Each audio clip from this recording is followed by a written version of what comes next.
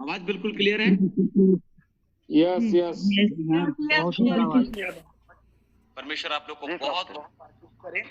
आप में से जितने लोग यहाँ पर पहली बार जुड़े हो या पहले भी जुड़े हो या आप बार बार जुड़ते हो या आप शुरू से हमारे साथ बने हुए हो, आप सबको मैं परमेश्वर पिता पुत्र पवित्र आत्मा के नाम से आशीष देता हूँ। अगर आप पहली बार आए हैं, मैं आप सभी लोगों का स्वागत करता हूँ।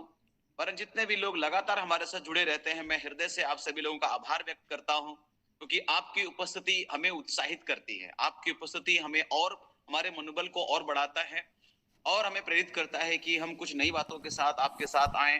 परमेश्वर जो हमसे बात करता है, उन सारी बातों को लेकर के, उन प्रकाशनों को लेकर के आपके पास आए। मैं व्यक्तिगत तौर पर परमेश्वर को धन्यवाद करता हूं, जिसने मुझे इस योग्य समझा कि मैं परमेश्वर के वचन को आपके समक्ष एक बार फिर से रख सकूं। हाँ, परमेश्वर अनुग्रहकारी है। परमेश्वर का वचन सचमुच में ताया हुआ है। परमेश्वर का वचन स्वर्ग को अस्तित्व में लेकर के आता है। परमेश्वर का वचन हर एक वस्तु को अस्तित्व में लेकर के आता है। परमेश्वर का वचन इतना गहरा और अगम है कि यदि मनुष्य उसके वचन के एक ही पद को अपने जीवन में पूरी रीति से समझ जाए, तो हम बताना चाहते हैं कि वो अपने आप में एक बहुत बड़ी उपलब्धि होगी, एक बहुत बड़ी आशीष होगी, क्योंकि उसका एक वचन काफी है जीवन को बदलने के लिए। उसका एक एक वचन ताया हुआ है और परमेश्वर का वचन में कुछ भी यूं ही नहीं लिखा हुआ है, कुछ भी ऐसा ही बेफिजूल नहीं लिखी हुई है, बेमतलब नहीं लिखा हुआ है। हर बात का एक मतलब है। और इसलिए जब भी आप बाइबल को पढ़ें तो बड़े ही इच्छा के साथ पढ़ें, जिज्ञासा के साथ पढ़ें, आपको कुछ वहां जरूर मिलेगा। मेरे प्रियो, इन दिनों में एक बार फिर से आप सभी लोगों को सावधान करना चाहता हूं। पिछले दिनों एक बहुत बड़े सेवक ने, भारत का एक बहुत बड़ा सेवक है, एक सभा का उन्होंने आयोजन किया। मैं यहाँ उसका नाम लेना उचित नहीं समझता हूं, लेकिन जब भी मैं कई बार ऐसे लोगों के बारे में प्रचार करता हूं तो कुछ लोग मुझे कहते हैं कि आप दोषारोपण क्यों करते हो। तो मैं आपको बताना चाहता हूं, ये दोषारोपण नहीं है, परंतु आपको अगर मैं बताऊं तो झूठे सेवक, झूठे प्रेरितों और झूठे नबियों के बारे में प्रभु में नया नियम में अगर आप जाए, पुराने नियम में तो खैर है ही, यिर्मयाह ने, यजकेल ने, यशायाह ने बहुत सारे लोगों के ऐसे बारे में बताया है। नया नियम में अगर हम जाए मेरे प्रियो, तो सबसे पहले यीशु मसीह ने इस बात की चर्चा की थी। यीशु मसीह ने कहा था मत्ती 24 अध्याय में, सावधान रहना, बहुत से झूठे भविष्यवक्ता उठ खड़े होंगे और कई प्रकार की बातों को इस संसार में वो प्रकट करेंगे, बताएंगे, आश्चर्य कर्म की बातों को भी दिखाएंगे। ये सारी चीजें होंगी। पौलुस ने कितने सारे जगहों में, अलग अलग पत्रियों में, रोमियो की पत्री में, कुरिन्थ की पत्री में, फिलिपियों की पत्री में, न जाने कितनी कितनी जगहों में इस बात की चर्चा की। मेरे प्रियो, इन दिनों सेवकाई को लोगों ने दाल भात समझ के रखा हुआ है ना। मैं आपको उत्साहित करूंगा मेरे प्रियो कि हर एक सेवक को मत सुनिए। आप आत्मा को जांच लीजिए, पड़ताल कर लीजिए, उसके बाद सुनिए, है ना। हम लोग कभी कभी क्या करते हैं, एक बड़े नाम का पीछा करते हैं, एक बड़े नाम का पीछा करते हैं जो यूट्यूब में आता है, जो फेसबुक पर आ रहा है, या जो बहुत बड़ा नाम है, बड़ी भीड़ उसके पीछे हो लेती है। हम लोग ऐसे लोगों को जो है ना अनुसरण करते हैं, है ना। परंतु बाइबल में साफ रीति से मनाही है बहुत सारी बातों को लेकर के। यीशु मसीह ने बोला, सावधान, तुम भरमा दिए जा सकते हो सके तो चुने हुए लोग भी जो है ना भरमा दिए जाएंगे। और पिछले दिनों उस सेवक ने जो किया वो हद कर दिया, और हमने बहुत जांच पड़ताल की कि उसके विरुद्ध में जो बहुत सारे वीडियो बनाए गए उसमें कितनी सच्चाई है।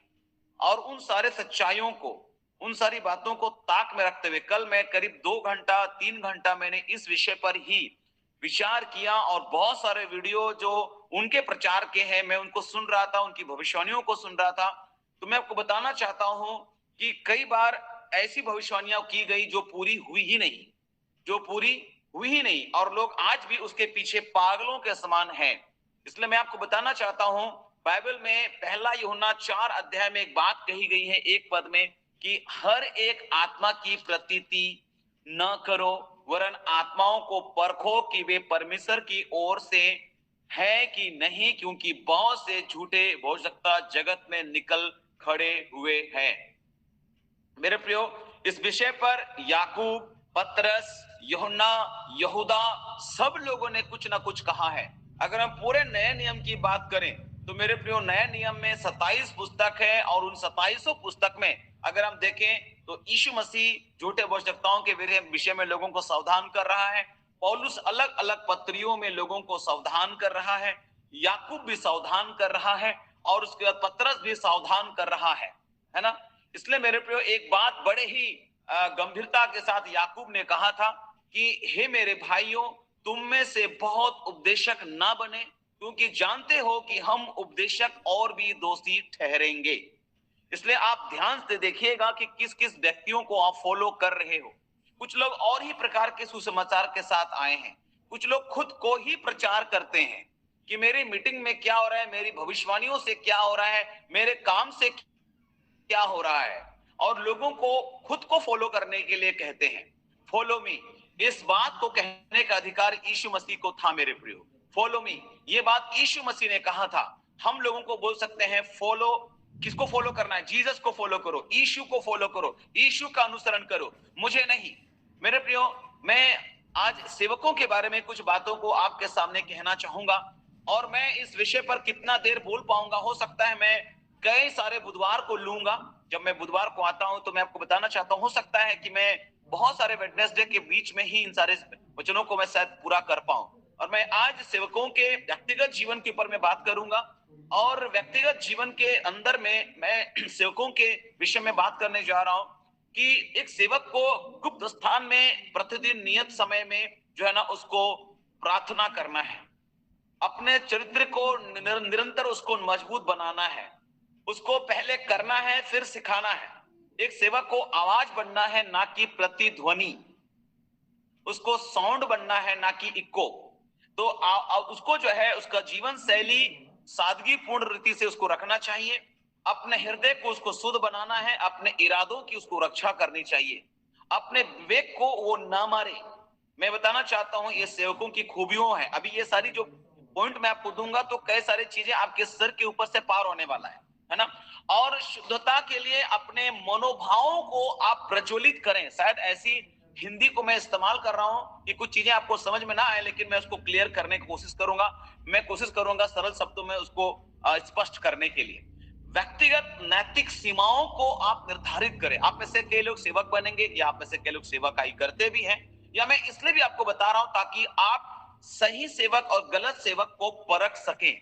मैं इसलिए बता रहा हूं क्योंकि जिस प्रकार की सेवकाई इन दिनों हो रही है, मैं जब उनको देखा उस सारी सेवकाई को मैं शर्मसार हो गया मेरे प्रियो। और मैंने अपने स्टेटस में कुछ वीडियो भी मैंने छोड़ा भी। आप में से कुछ लोगों ने उसको देखा, आप में से कुछ लोगों ने उसका प्रतिक्रिया भी दिया, है ना। और कई लोगों ने मुझे व्यक्तिगत रूप से कहा पास्टर जी सचमुच में ये सारी चीजें हो रहा है और हम लोग इस बात पर ध्यान नहीं दे रहे थे। मेरे बहुत अपने खास लोगों ने भी कई बार उनको फॉलो किया, है ना, उनको देखने के लिए गया। मैंने उनके मुंह पर उनको बोला कि आप लोग उनको देखने के लिए गए थे, सचमुच वहां से कुछ सीखने के लिए नहीं गए थे।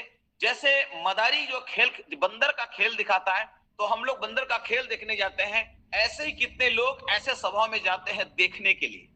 यीशु मसीह के पीछे बहुत बड़ी भीड़ थी मेरे प्रियो। मैं आपको बताना चाहता हूं उसमें कुछ ही लोग थे जो सचमुच यीशु मसीह से कुछ पाने की लालसा से उसके पीछे हो लेते थे, कुछ सीखने की लालसा से कि सचमुच यही प्रभु है, यही मसीहा है, उसके पीछे चलते थे। परंतु उसमें से कई लोग ऐसे थे जो यीशु मसीह की गलतियों को पकड़ने के लिए वो लोग भीड़ में थे। कुछ लोग ऐसे थे जो केवल चमत्कार को देखने के लिए वो लोग भीड़ में थे। और कुछ लोग सचमुच अपने जीवन में चमत्कार पाने के लिए, केवल चमत्कार, मुझे उसके वचन से कोई मतलब नहीं है, मेरे जीवन में चमत्कार हो जाए, चंगाई हो जाए, दैट्स ऑल, बस, और मेरा प्रभु के साथ कोई संबंध नहीं है। हम में से कई लोग अपनी भौतिक चीजों के वजह से परमेश्वर से जुड़े हुए हैं। ये नहीं कि सचमुच परमेश्वर है, मुझे कुछ मिले या ना मिले, लेकिन परमेश्वर तो विश्वास योग्य है, वो सच्चा है, ऐसा सोच के हम उसके साथ नहीं जुड़े हैं। बस मेरा काम बना दीजिए, मेरा घर, मेरा बंगला, मेरा घोड़ा, मेरा नौकरी, मेरा टोकरी, मेरा छोकरी, मेरा सब कुछ अच्छा बनाए रखिए प्रभु, कृपा बनाए रखिए प्रभु, बस हम इसी उद्देश्य से प्रभु से जुड़े हुए हैं। मेरे प्रियो अलग अलग कारण है, मैं आपको बताना चाहता हूं। इसलिए